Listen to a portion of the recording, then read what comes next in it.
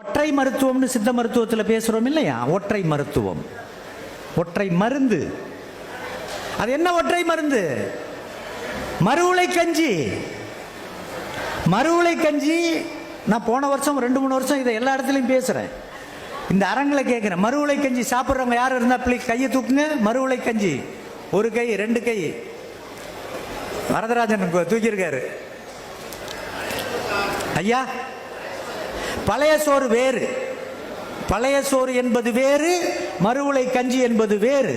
பழைய சோறு என்பது உணவு, மறுவுளை கஞ்சி என்பது மருந்து.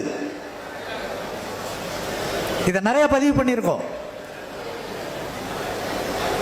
அன்னைக்கு சமைச்சு அன்னைக்கு சாப்பிட்டா, மக்கா நாள் சேர்த்து சாப்பிட்டா அதுக்கு பேரு சோறு.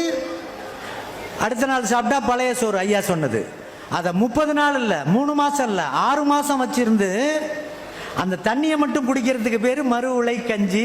அது வந்த நோயை போக்கும், வரும் நோயை காக்கும், தடுக்கும். எதுலேருந்து? அரிசியிலேருந்து. அரிசியிலேருந்து கேட்டதின்படி மறுபடியும் இதை பதிவு பண்றோம்.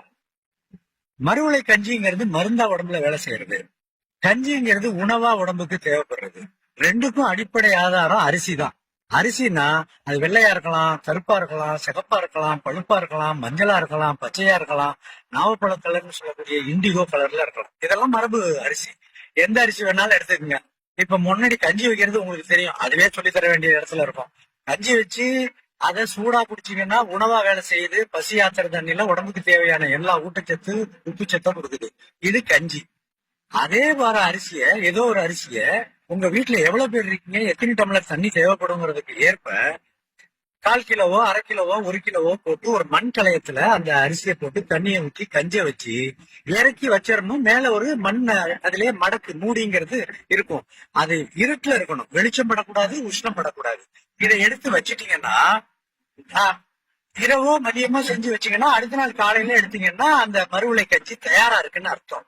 அப்ப 2 விஷயத்த நீங்க கணக்கு வைக்கணும்.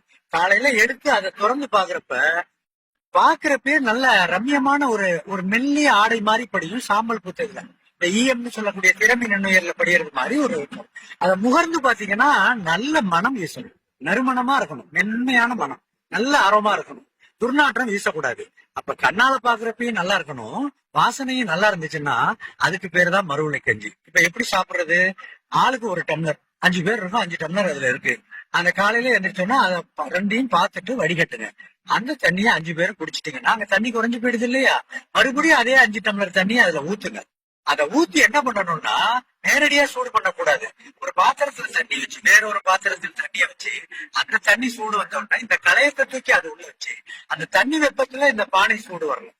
கொதிக்க கூடாது, மென்மையான உஷ்ணம் வரணும். அந்த உஷ்ணம் வந்துருச்சுன்னா அதை எடுத்து வச்சு மூடிய போட்டீங்கன்னா அடுத்த நாள் காலையில ஆறி போயிருக்கும், அதை நிறுத்து குடிச்சுக்கலாம். இப்படி தினசரி செய்யலாம். 1 வாரமும் வச்சுக்கலாம், 1 மாசமும் வச்சுக்கலாம். அப்ப தினசரி நீங்க செய்ய வேண்டியது 2 விஷயம். கண்ணால பாக்கணும் நல்லா இருக்கான்னு, முகர்ந்து பாக்கணும், நறுமணம் வீசணும். இது 2 இருந்தா மறுவுளை கஞ்சி. அப்ப அரிசியை பொறுத்த வரைக்கும் அவிச்சு அந்த அரிசியை பாயில் பண்ணி செய்யக்கூடியதுல கஞ்சி ஒண்ணு பார்த்தோம், மறுவுளை கஞ்சி ஒண்ணு பார்த்தோம்.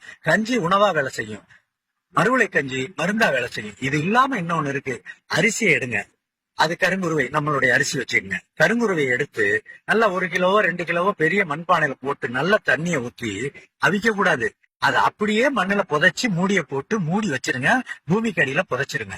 அதை கிட்டத்தட்ட 30ல இருந்து 90 நாள் கழிச்சு அதை வெளியில எடுங்க. எடுத்து அந்த தண்ணிய சூடு பண்ணாம குடிங்க. அது பரம ஔஷதம், அனைத்து நோய்க்கும் மருந்து. அப்ப அரிசியிலேயே நிறைய மருந்து செய்யலாம். கூடுதலாவும் இப்ப நான் ஒண்ணு சொல்லியிருக்கேன், அரிசிதான் உடம்ப காக்கும், பசியாத்து நோயை வரும். நன்றி.